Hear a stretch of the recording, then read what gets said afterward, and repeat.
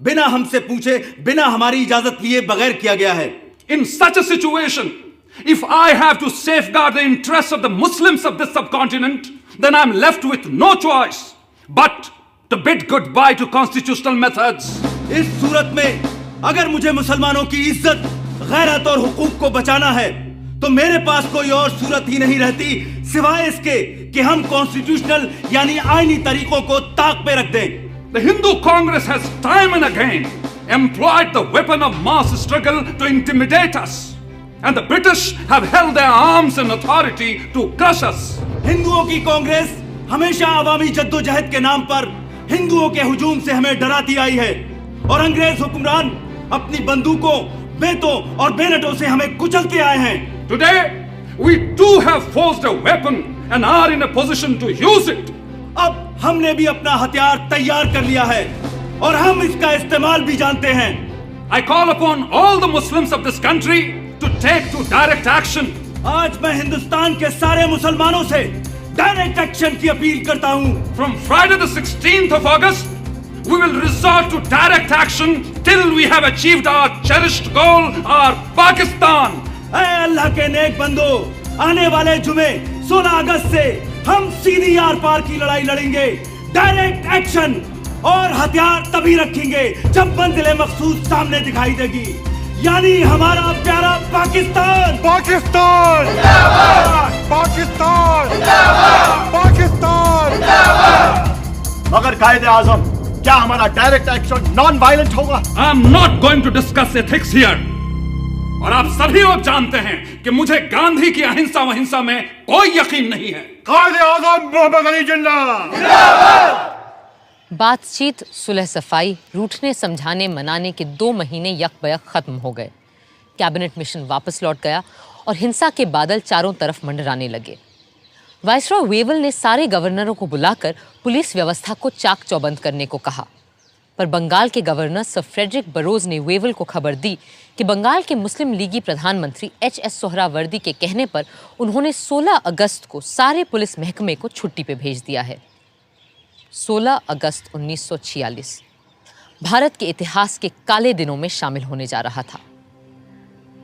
जिन्ना साहब की पुकार पर 16 अगस्त की सुबह से ही हथियारबंद लोग कलकत्ता की सड़कों पर उतर आए और हत्याओं का सिलसिला शुरू हो गया। बदले में दूसरे संप्रदायों के लोग भी निकल आए और सड़कों पर 3 दिन तक सिर्फ हत्यारों का राज था। पुलिस छुट्टी मनाती रही, फौज अपने ड्रैगन टैंक लिए बैरकों में बैठी रही और सड़कों पर कत्लोगारत, खुरेजी और आगजनी होती रही। 3 दिन में 4000 से ज्यादा लोग मारे जा चुके थे। बंगाल में जो हुआ उसके बदले में पहले बिहार और फिर बाकी भारत में भी हिंसा का तांडव मचने लगा। बंबई शहर तक दंगों की चपेट में आ चुका था, पर पूर्वी बंगाल के नोआखली में जिस तरह हिंसा का चक्र शुरू हुआ उसने सबको दंग कर दिया। सब छोड़ छाड़ कर गांधी जी चल पड़े नोआखली।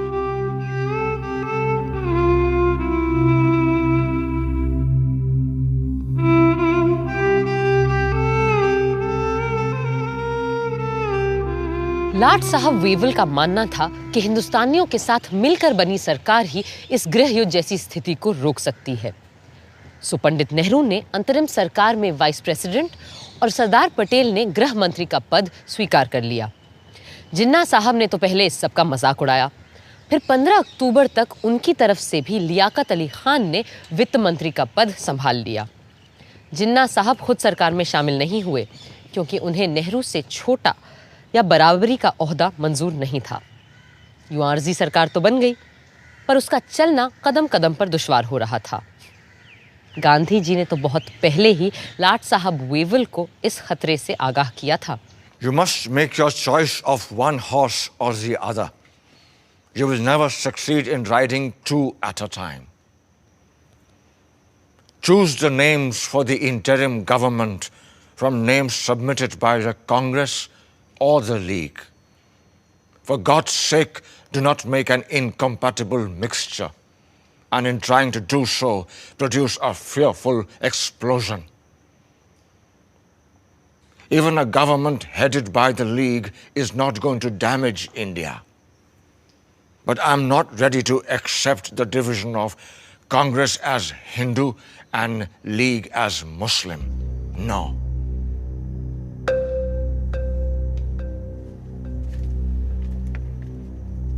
वेवल इतने हताश हो चुके थे कि उन्होंने अपने एक खत में सम्राट किंग जॉर्ज को लिखा, The situation reminds me of a childhood puzzle in which I had to manipulate marbles into their pens. Just as the last one seemed to get into place, the others invariably run out. I am trying to postpone convening the Constituent Assembly as much as possible, and maybe have one more round of talks with Mr. Jinnah and Nehru. Perhaps in London, a city both of them have lived in and love. दिसंबर 1946 के London के बर्फीले माहौल से ज़्यादा सर्द अगर कोई चीज़ थी तो वो था मिस्टर जिन्ना और पंडित नेहरू के बीच का रिश्ता। कई मुलाकातों के बाद भी जब कोई बात न बनी तो आखिर नेहरू जी ने अंग्रेज़ों को उनके घर में घुसकर अंतिम चेतावनी दे डाली। There is a great urge amongst the populace of India for political progress and for making a constitution. Mr. Jinnah's Muslim League is but a fly on the weighing scale compared to the vast force in India. And if the British authorities do not call for the Indian Constituent Assembly immediately, we will have to resort to another mass action against His Majesty's government. Thank you, gentlemen. Mass action के डर से British सम्राट की सरकार तुरंत मान गई और पंडित नेहरू के भारत लौटते ही 3 दिन के अंदर हिंदुस्तान का आईन बनाने के लिए कॉन्स्टिट्यूएंट असेंबली का मिलना तय हो गया। 9 दिसंबर 1946 के ऐतिहासिक दिन इसी इमारत में पहली बार इकट्ठा हुई भारत की संविधान सभा। प्रादेशिक विधानसभाओं से चुने गए नुमाइंदे इस ऐतिहासिक दिन के लिए सज धज कर पधार रहे थे। मुस्लिम लीग ने, जैसा कि उम्मीद थी, इसका पूरी तरह से बहिष्कार किया।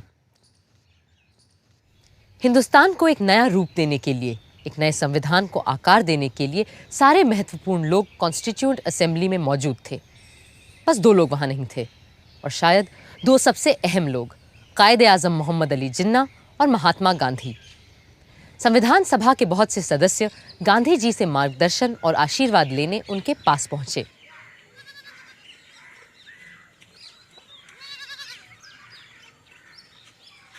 आइए आइए जगजीवन बाबू, मुझे पता है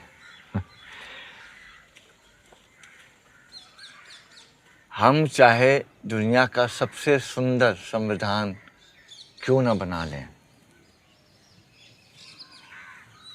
पर वो भी बेकार साबित होगा अगर उसे अमल में लाने वाले लोग ना हुए।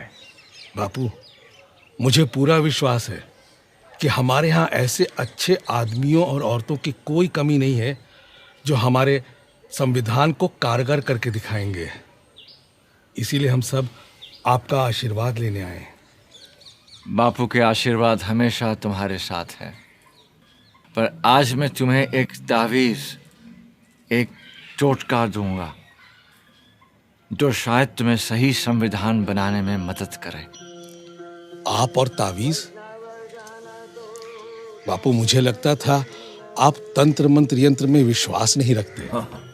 पर इस मंत्र पे पक्का विश्वास है मेरा। जब कभी अपने आप को शंका में घिरा पाओ तो इस परीक्षा को अपनाना। सबसे दीनहीन, गरीब, कमजोर इंसान जिसे तुमने देखा हो उसका चेहरा याद करना और स्वयं से पूछना, जो मैं करने जा रहा हूं क्या इससे उसका भला होगा? इस कदम से क्या उसे कुछ मिलेगा या नहीं? इससे क्या वो अपने भाग्य और जीवन को सुधार पाएगा या नहीं? या यूं कहो, ऐसे करोड़ों को स्वराज मिलेगा या नहीं जो तन और मन की भूख से तड़प रहे हैं, जिनके पेट भी खाली है और हृदय भी। फिर देखना तुम्हारी सारी शंकाएं छूमंतर हो जाएंगी।